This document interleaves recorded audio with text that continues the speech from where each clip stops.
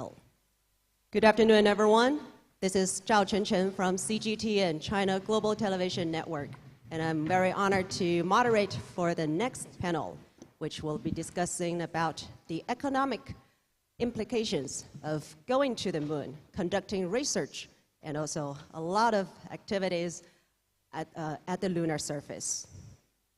And we'll be introducing the guest of my panel after the setup is done.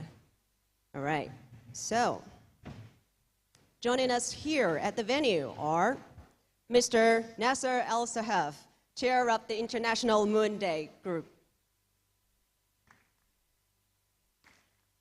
And also Mr. Sun Gongling, the Regional Center for Space Science and Technology Education in Asia and Pacific affiliated to the United Nations, who's also on the committee of the Moon Village Association.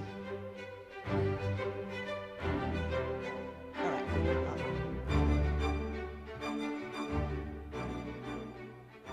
Okay, I guess I will take a seat here. And also, we have two guests joining us virtually. Now, please welcome for the guests online from Zoom. First is Mr. Satoru Kurosu, the founder and executive mentor of Space Business Development Office at Yokogawa Electric Corporation. Welcome, Mr. Kurosu-san. And also we have Dr. Ernest K. Pfeiffer, the CEO of High Performance Space Structure System, GmbH, and also a speaker of the German Space SME. Welcome, Dr. Pfeiffer.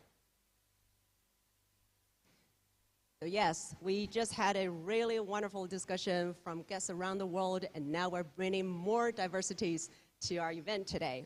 Now, please, I will allow you all to introduce yourself a little bit. I guess I'll start from you, Mr. Al-Sahaf. Nasser Abdelhamid Al-Sahaf, Chair of the International Moon Day. My name is Gong Sun, you mentioned already, and I worked in China before for the human space flight, and then I moved to Europe and work in the business area and also a kind of representation of Chinese space community in Europe. And afterwards, I worked for a university called International Space University. We both studied in that university before. And that's my personal background. And now I'm working for the Regional Center of United Nations for Space, Science and Technology and Education for Asia and Pacific. Wonderful. And let's also welcome our guests online. Mr. Kurosu, could you go ahead and introduce yourself a little bit? Can you hear me? Yes. Okay. So my name is Satoru Kurosu. I'm the founder of Yokogawa's Space Vision Development Organization. And also I'm a member of Japanese Lunar Industry Vision Council, and became the board member of Moon Village Association since last month. Nice to see you all. Thank you. And also Dr. Pfeiffer. Yes, hello everybody from Munich. It's a pleasure to be here online with this global connected panel here and this Moon Day. And yes, you said it, I'm the CEO of a small medium enterprise in Munich, but I'm also speaker of the German Space SME.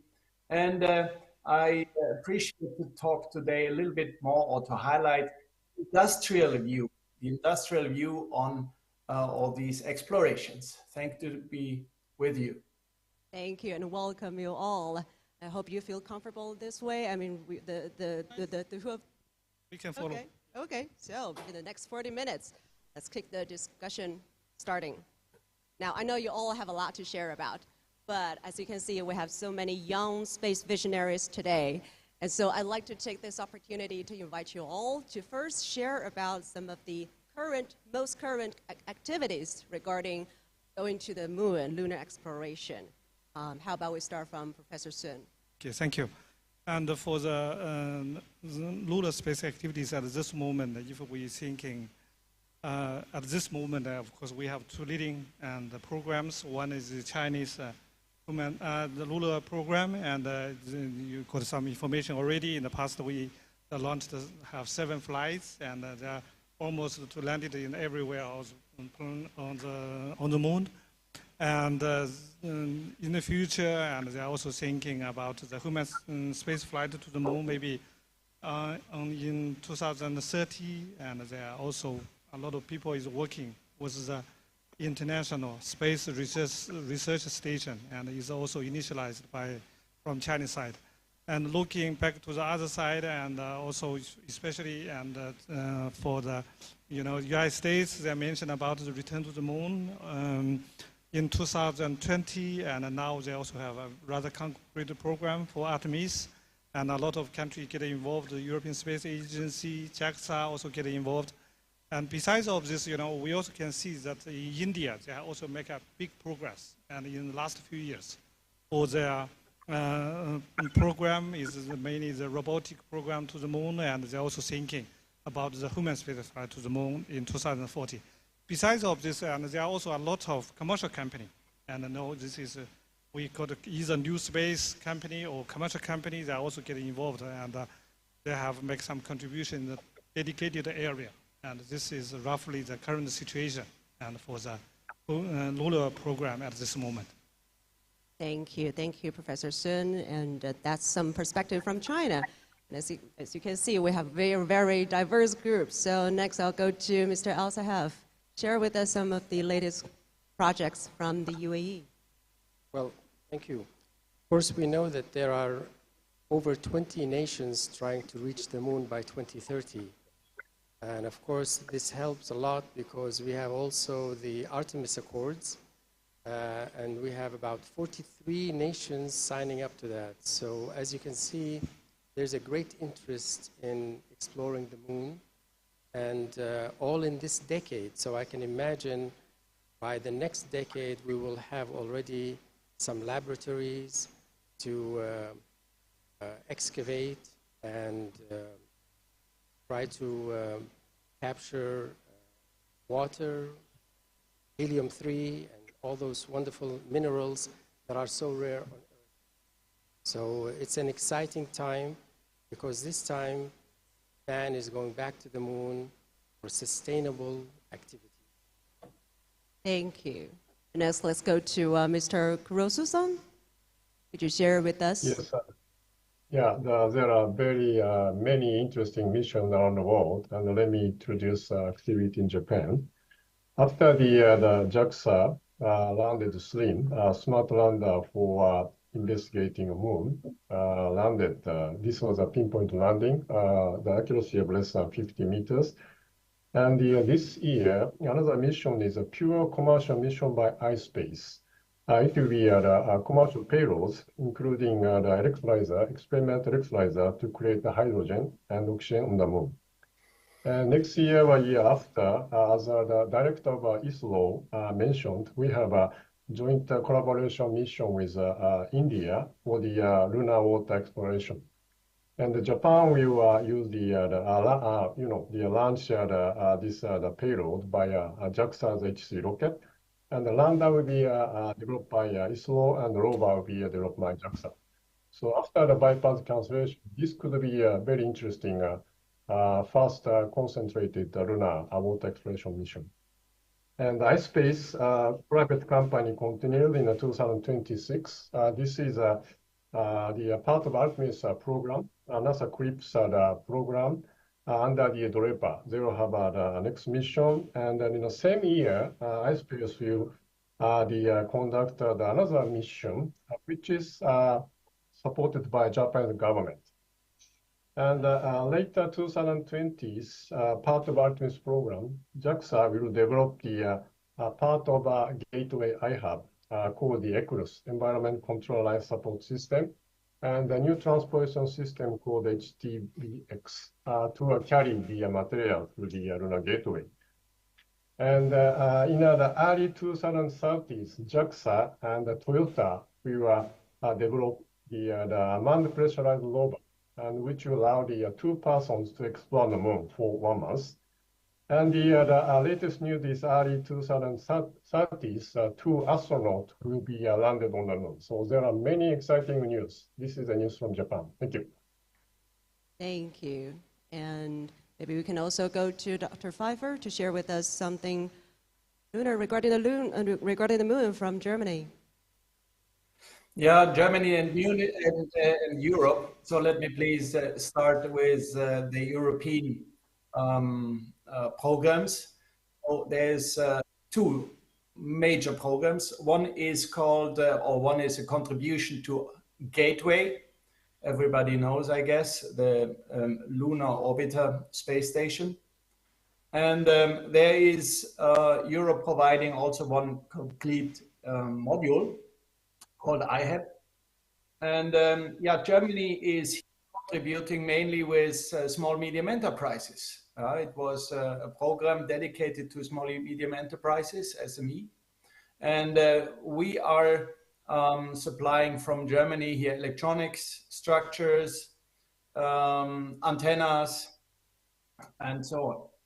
The other one is also Romania, which is contributing also for internal structures for IHEP.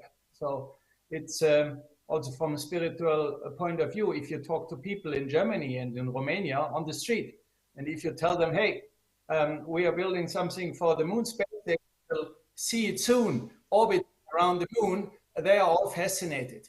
So this has really a very nice component. Then another big program which will come, not yet started, but shortly before, is the program Argonaut, where there shall be produced and manufactured rovers and things landing on the moon. But this is currently in discussion when it is tendered, but I think it will start this year to kick off this program. And then there are, of course, also some commercial initiatives by landing on the moon, by bringing samples back from the moon. These are a little bit in the beginning, but the first steps to prepare for it are also already starting in commercial companies. And I do not want to miss to congratulate very much China on the successful flight to the moon. And you can be sure that it is very visible here in Europe and in Germany. And yeah, this is the nice thing of space, that we all feel connected and we feel success the same, and congratulate everybody. Well, thank you. Thank you for noticing China in contributing to the space sector. And yeah, you all mentioned about the commercial side of going to the moon. But before we talk about the commercial side, we know that going to the moon is full of challenges. So why don't we first, what do you believe are some of the main risks and challenges associated with lunar exploration, and how can we better mitigate these challenges through global collaboration in particular? Nasser, shall we start from you? Thank you. I believe global collaboration will remove one of the major challenges, and that is the absolute cost, high cost of exploring the moon. Right now, that is very prohibitive for any one nation to do alone. So with the collaboration of many nations, I think a lot of these problems can be mitigated, and also cooperation will help here, back on Earth, for everybody to realize. From my previous talks with a lot of my colleagues, my friends, some of the astronauts, and almost all of them, when they fly up in space, they almost all have one thing in common. They all come back to say, we realize that it's just one Earth, and they think about unity, and they see the horizon of Earth. So I think the most important thing, or the biggest problem, is cost. But then again, we have to also think about human risk. Manned missions are very dangerous. Space is a hostile environment, and so we have to also make sure that the astronauts are safe. the moon is a non-hospitable planet. So there are many ways to look at that. But again, with a lot of science, a lot of exploration, a lot of cooperation, I think we can overcome all of that. Certainly, safety always comes first. Next, I want to go to Mr. Grosu. What's your comment on what do you believe as the most critical issues or challenges that need to be addressed at the moment when going to the moon? Yeah, I resonate with what NASA-san said about the high cost. And actually now the current launching cost implies us that to bring something to the moon, it costs you $1 million per kilos. So this is the big money. And thanks to the competition, so it is becoming less and less, but it still takes time. So the international collaboration is quite important because no one company can do everything. So the collaboration, and somebody said in the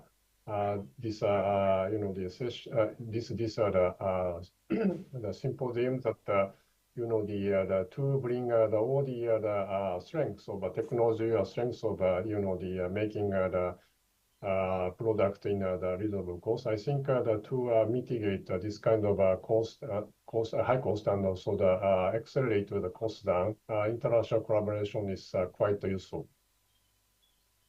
And following up on that, Mr. Caruso, based on your experience, your company and the business you founded, anything you could share as an example of global collaborations? Yeah, so Yokogawa Electric, excuse me, is not a typical space company, and we are the electric company with sensors and the controller, and we are diversifying into the space. But we already have the 70 operating in 60 countries, and throughout our international operations. So we started to have a collaboration with the international the suppliers, and like one example is early this year we joined the Euro to Moon. It's kind of a consortium with the industry in Europe to create the lunar industry. So this kind of a collaboration will help us to access to the partners' technology and also the partners supply chain. Right. Thank you. And next, let's go to Dr. Pfeiffer. And also, could you also share with us your experience in terms of global collaborations and also the risks you believe they need to address? Yeah, I see in these endeavors 6 different risks. So the first one, of course, I'm an engineer, is the technical risk, the reliability, how to make it very lightweight, and so on. So, and this, of course, has to do with cost. And this is, for me, the second risk. It's the financial risk. On the one side, first side is, for example, the European Space Agency. The Space Agency is gathering money of each of European member states every 3 years. And our Director General, Josef Aschbacher, is very, very ambitious on these programs, on moon programs. But he needs the money of the different member states. And yeah, in these times it's difficult. And I only can say the more peace we have on Earth, the more money is left for things like going to the moon. Then we have, of course, the commercial side. Yeah, it must be funded privately. And could be that at the end, maybe there is no money left. Then I also want to take the word on ethical risks. It was already said, but what happens if the first astronaut has to stay on the moon? And to go to the moon is much more challenging to go on the Mount Everest. And might be that there will be a time when the first astronaut has to leave there. Then we have the conflicting interests. Again, back to the peace. it's a political thing. Who owns the moon and who owns the resources? So my big hope is that United Nations and everybody here also in the audience will work hardly that we all together explore the moon. The fifth one is the sustainability, was also said, but during the first panel I thought also, what about the traces on the moon? If I'm in holidays and on a very innocent beach, I see no traces. I love it to go there. But maybe after 10 years, after 20 years, the moon will be full of traces. Do we want that or don't we want that? Maybe we should reserve some areas where there are no traces. And the last one, of course, is the commercial risk. There are a lot of commercial investors who wants to go to the moon. Yes, there will be some resources, but what happens if suddenly people see that it is not profitable to go to the moon, to dig for resources, to bring it back? And what does it mean if they just going bankrupt and leave all the stuff on the moon? Then we are back on the sustainability issue. So we see there's a lot of things to be done. And again, such congresses as today and what is done by UNOSA and by the United Nations is so important to talk about when we want to go to the moon. Yes, thank you, Dr. Pfeiffer. So there are technical challenges and along with other challenges, ethical, political, so to say. Now, I just quickly want to follow up on that, and I'd like to go to Mr. Al-Sahab. Do you have any comment on the challenges that Dr. Pfeiffer just mentioned?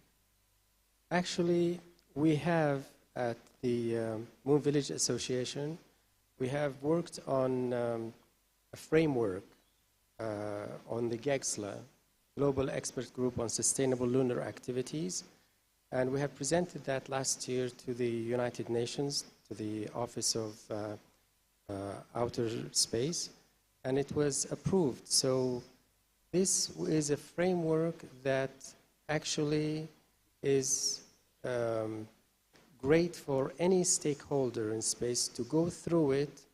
It was a result of a year and a half of 38 experts plus more than 100 observers from around the world talking about all of these issues and how best to address each one of them. So there's probably not enough time here to go through all of that, but that is a great starting point, I would say. For sure. And Professor Sun, do you have any comments on this? If I thinking more, talking about the risk, I thinking more about the opportunity. You know, there are so many unknown things on the moon, and either for the current exploration and also for the future utilization. And if you're looking back about the history, we have Chinese have a saying that history always gives you a lesson. You know, even in the Cold War time, Soviet Union and also have some cooperation, and Soyuz make a docking with Apollo program. So I think more about the opportunity and for human being and for the lunar exploration. Certainly. Speaking of opportunities, what do you believe, just real quick, what do you believe is the prioritized goal for humanity to go to the moon? Dr. Al-Sahab? I think the priority will be cooperation between all nations. That's one. You have spacefaring nations. We all know who they are. And we have also space emerging countries. And you might think that they might have less to provide because they're new. But actually, there is a lot of ambition and a lot of hope for exploring the moon and space. So I think if they all gather together, they can complement each other. And like I said before, going to the moon and for a visit is one thing, but going there to stay, sustainability, that's extremely prohibitive and expensive. So it will take a lot of cooperation between all the nations, spacefaring and space emerging countries go together. And there is plenty of room for everybody, and that will be a win-win situation for all. Certainly. And next, let's go to Professor Sun. Do you have any comments on this? What do you believe as the prioritized goal for going to the moon? I hear from you. Sorry. What do you believe as the prioritized goal when going to the moon? No, I cannot hear from you. Sorry.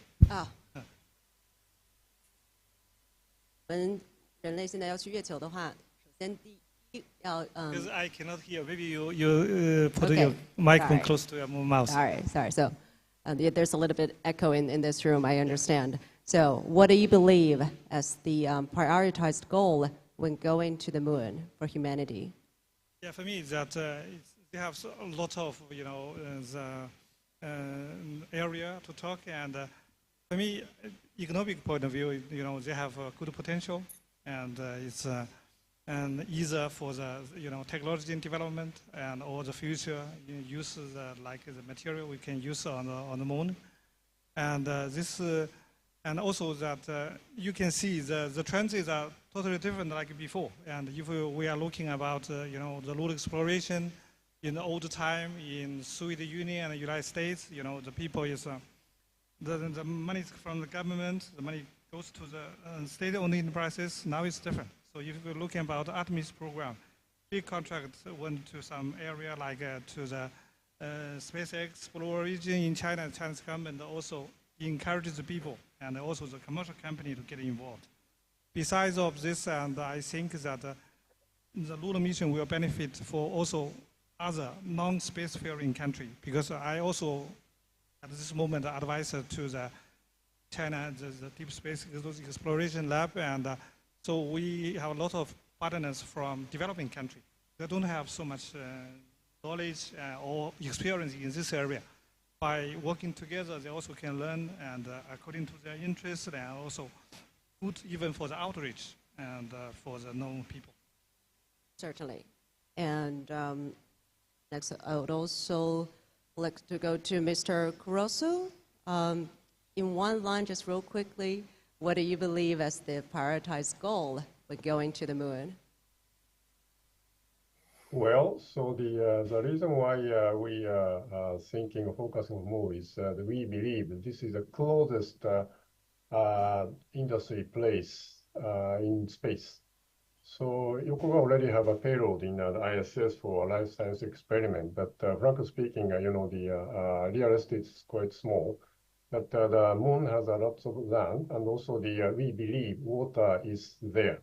So we can use this water for energy and also the hydrogen for human habitation. So we can think of the expanding the the human presence and also the industrialization or in space. This is the closest place. So from industry, of course, a lot of challenges, and as I said, the cost is high. But also the other person said that this can be a good training place. But I think this kind of thing will motivate us to think about, the space, industrialization in the space, because, moon is quite close to the Earth, and we can try a lot of things fast in the space. Certainly, yes. Thank you, Mr. Caruso. And Dr. Pfeiffer, any further comments? Yeah, of course. I can only underline what has been said already by the others. But I had to smile a little bit before. Mr. Gongling immediately said, yes, but there are opportunities. And maybe it's also a cultural difference between China and especially Germany. We in Germany and the politicians, we see very much always the risks, what can happen, and so on. Yeah? And China sees the opportunities. Look where China now is, on the opposite of the moon, landed. So yes, but I'm entrepreneur. I'm a CEO and founder of the company. So I, of course, see also opportunities. And in addition to all the spiritual and emotional goals to go to the moon, I see, of course, big business also for the supplier industry, for all the industry which is specialized in electronics, in structures, and in software. Somebody must build it. Otherwise, nobody can reach the moon. And the more and more the world will go to the moon, the more and more also the suppliers can sell their products as part of a big system, and not only to Europe, but globally. And of course, it would be very nice where there is more and more connection between the industries, that we are all connected. And this creates a very good collaboration, which we see in Europe very, very much. This connects us in Europe. And the next step, I hope, will be also much more connection between the countries outside of Europe together with you. Of course. And Professor Sun, you have any comments on and, the cultural difference? I just take an example for the Chinese Chang'e program. You know, in the past we have quite a lot of joint work together with Germany, with Switzerland, with the Netherlands, Sweden. A lot of companies get involved, and also especially research institution. I still remember the old days after the first the Chang'e 1 flight, and the CNSA, I also hand over all the raw material and raw data, because this is mainly like the mapping of the moon, and in Aztec. So personally, I also lived in Munich for quite a few years, 9 years there indeed, and in the headquarters of MBB at that time. So I think we should keep communication. The channel is there, and I think we also have several audience on site, and they are working in the China lunar program. And if you need any help, I'm always can help you. Yeah. Yes, indeed. And just like communications like this, we can address the differences and perhaps unleash the effort of each parties, take the advantage of what we're good at, just like Professor Sun said, we see more opportunities in this process. And whereas Dr. Pfeiffer from the German side would address more on the risks and challenges, which are all needed in this whole process of going to the moon. And actually, from these past 2 days' events, I found that the theme of this year's International Moon Day is about a new home on the moon. And that new home might or might not relate to a research station on the moon. So, which I believe is holds as the prioritized goal for now. And given that as the overarching aim of our lunar exploration, I want to talk about opportunities and commercial opportunities, like how can this drive for new business opportunities and benefit industries here on Earth? Mr. Elsahaf, would you like to start? Well, we know that the moon is rich with rare minerals. Titanium, for example, helium-3. These are all things that are very rare on Earth, but are found in abundance on the moon. And so part of the dream is to have a laboratory on the moon, to excavate for water, and make sure that we have a first, I would say, settlement on the moon for scientists to do their experimentation. But the second part, second phase, would also be to harvest some of those rare minerals and bring them back to Earth. Of course, one of the main issues for the moon is to have it as a springboard for deep space exploration. And when you have the water there on the South Pole, you can get the oxygen, the hydrogen, and the fuel, extricate that from the water. Then you can actually have fuel that can help you reach to the stars. You go to, you want to have a mission to Mars, for example, you will have an easier way because there's no atmosphere on the moon. So that way, it's much more cost-effective to launch a trip to Mars from the moon rather than from the Earth. So you see, there's a lot of benefits to humankind from commercializing the minerals on the moon. Thank you. And I'd like to circle around to Mr. Kurosu. What's your comment on this? Yes, so there are lots of potentials of technology and solution born on the moon, because moon is a very extreme environment for human beings. So to have a sustainable human presence, we need new technologies which can be beneficial for to solve the issues on the Earth. For example, as I briefly said about the ECLS, environment control life support system, need the complete closed loop environment to recycle carbon dioxide and also the food and water. So this technology can be utilized on the Earth to have a carbon recycle, and also to have the efficient use of energies.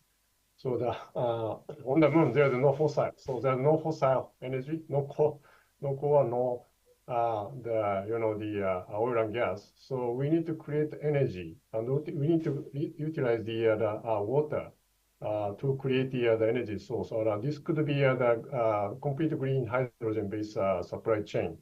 So this kind of technology is much more needed on the Earth. However, the fossil energy, oil and gas, is so cheap that even though we invest a lot for the hydrogen, this is still much more expensive, and we are a bit doubtful that this technology can be ruling in the near future. So it will solve the problem about the climate change.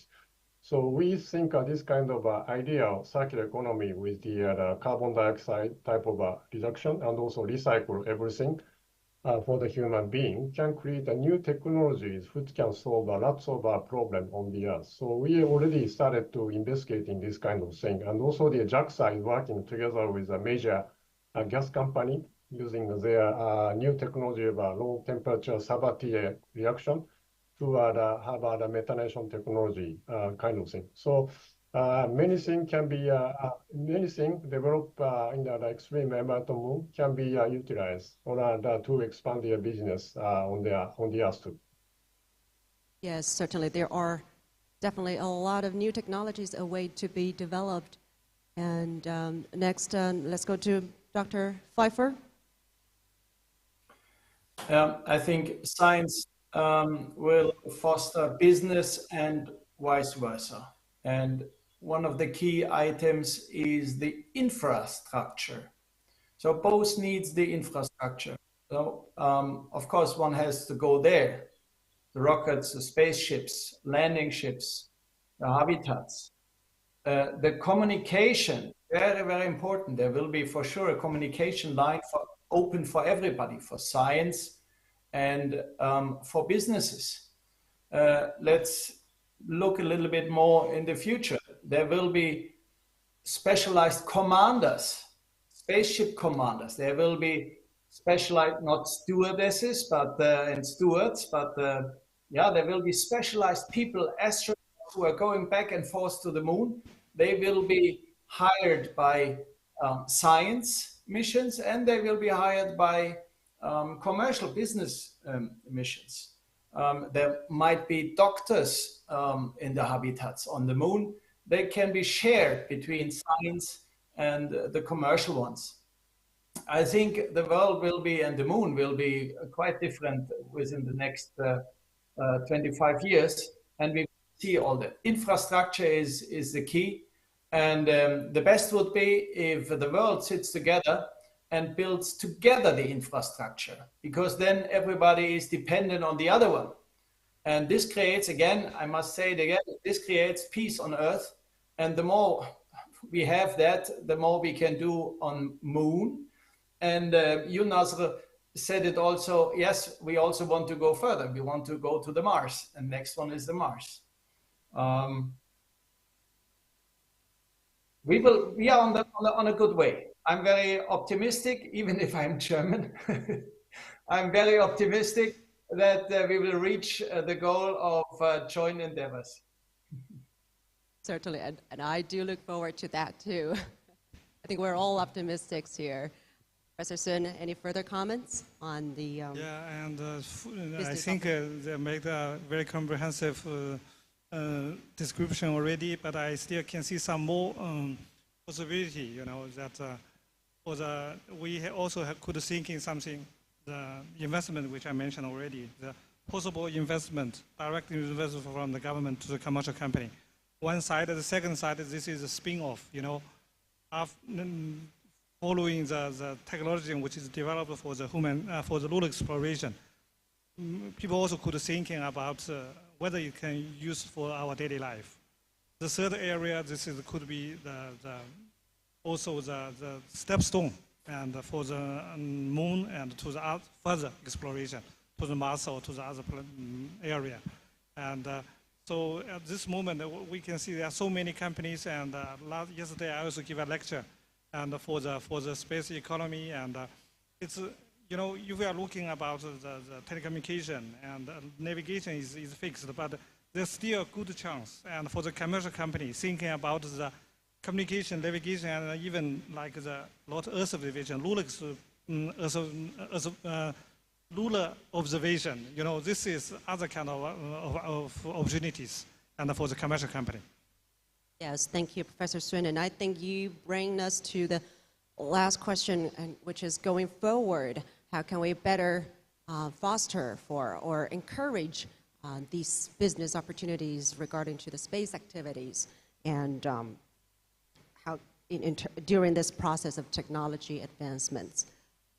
Can we go back to Professor? I believe that the best way to go forward is collaboration.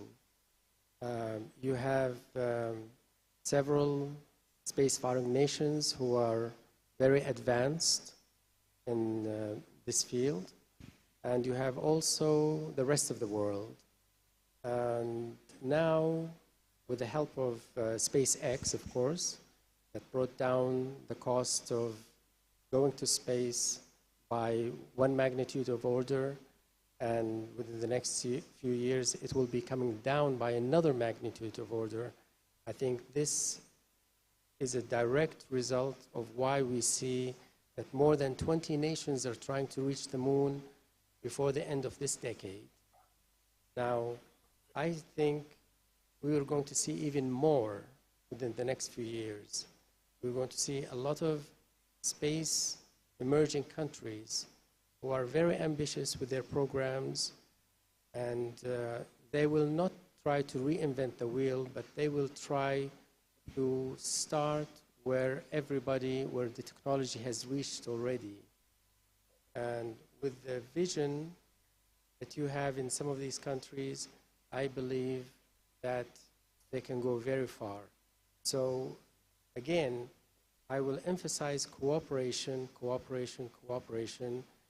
No matter how small, it's a win-win for everybody. Definitely. That's wonderful. And going back to Mr. Kurosu, as the founder of Space Business Office, and yeah, how have you encouraged for, you know, technology advancements in space, and going forward, what do you hope to do to encourage for more? Is this the last question? Yes, the last question Okay. regarding the economic benefit. Yeah, okay. So I just want to refer to the old saying that if you want to go fast, go along. If you want to go far, go together. So my last message is let's go to the moon, about 380,000 kilometers away from here, together. Thank you very much. Yes, together, cooperation are the key words here. Now, Dr. Pfeiffer. With regard to Europe, I recommend to Europe to plan step by step. So not everything all together. So doing moon things, doing flying to Mars, because of, just simply the budget. And also I can say to you that my space colleagues here in Germany and in Europe, we are a little bit jealous to hear to you others in the panel. If I see from Saudi Arabia and the Emirates a program with a horizon of 50 years, up to 100 years, wow, Germany and Europe, we have an horizon of maybe 5 years, 10 years, just because of the budget planning. We are very jealous on China with the big budget and the big opportunities you see, and your velocity. Also India, the velocity of India is huge. When you, Mr. Kuroso, told me before, you have 1 billion more per year. We can only dream in Germany out of this budget currently. So I hope this will be changed in the near future, that there is more money and more, let's say, awareness of politicians on the importance of space and importance of collaboration. So step-by-step approach. We need regulations. I'm happy to have UNOSA and UN here very, very active. And yes, as a last word, I would say, let's do it in a joint effort and not in a moon race. This will help a lot, I would say. Thank you, Dr. Pfeiffer. Yes, it should not be a race, but it should be a joint effort. So, Professor Sun? Yes. Yeah, just to follow his comments, that I think that at this moment we couldn't ignore the geopolitical issues, and so at this moment we especially need the platform, and to see how we could work in together. He mentioned about UNOSA. This belongs to part of United Nations, and we also need the neutral organization, something like the Moon Village Association, some other platform. I still remember in the old days, and for the human space flight, at that time we are thinking about the docking system. At that time, the people also come together, and we use the platform of IAA and IC. IAA and IF, and have a working group and say for the docking system. So if you, at this moment, they have no any docking between the Chinese spaceship or station to the international space station. But technically, there is no problem. And at that time, we use the neutral platforms from IAA and IF. So I think for the future, we still keep moving to this direction and take the experience and work in this area because we do need a platform. Because politicians at this time, someone is rather harsh, someone is moderate. See the situation we have to think about. Yes, and I do believe that a platform like this, like the International Moon Day we're having here, really helps with the talks and discussions from different stakeholders, different parties around the world, which is really crucial and important going forward for all humanity. And I believe that wraps up our panel discussion today. Thank you all for joining. Thank you also Mr. Rosso and Dr. Pfeiffer from online. And please, take your seat. Thank you. Goodbye, everyone.